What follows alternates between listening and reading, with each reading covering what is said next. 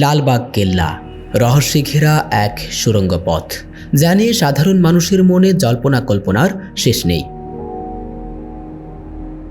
কেন নির্মাণ করা হয়েছিল এই সুড়ঙ্গ পথ, এর পেছনের ইতিহাসই বাকি জানতে চাইলে চলে যেতে হবে ১৬৭৮ সালে।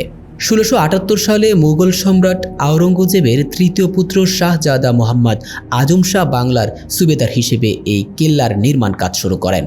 তিনি চেয়েছিলেন ঢাকায় একটি শক্তিশালী প্রশাসনিক কেন্দ্র এবং রাজকীয় প্রাসাদ তৈরি করতে, যার ফলে তিনি স্বপ্ন আর বুক ভরা আশা নিয়ে কেল্লার কাজ শুরু করেন। কেল্লাটির নির্মাণ কাজ চলাকালীন আজম শাহকে সম্রাট আওরঙ্গজেব দিল্লিতে ডেকে পাঠান। এরপর সুবেদার হিসেবে দায়িত্ব নিয়ে ঈসা খাঁ আসেন আমাদের এই বাংলায়। তিনি এসে পুনরায় কেল্লার কাজ শুরু করেন। সবকিছুই ঠিকঠাক চলছিল। হঠাৎ করে ১৬৮৪ সালে একদিন তার প্রিয় কন্যা পরিবেবীর অকাল মৃত্যু হয়।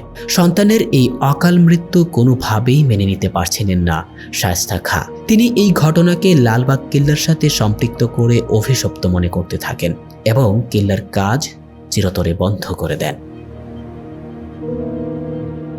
লোককথায় শোনা যায় ব্রিটিশ আমলে কেল্লার রহস্যময় সুড়ঙ্গ পথের শেষ কোথায় তা জানার জন্য দুটি কুকুর পাঠিয়ে পরীক্ষা চালানো হয়। কুকুরগুলোর ফেরত না আসার গল্প আজও মানুষের মনে রহস্য হয়ে আছে। অনেকের ধারণা সুড়ঙ্গের ভেতর অভিশপ্ত আত্মার বসবাস রয়েছে।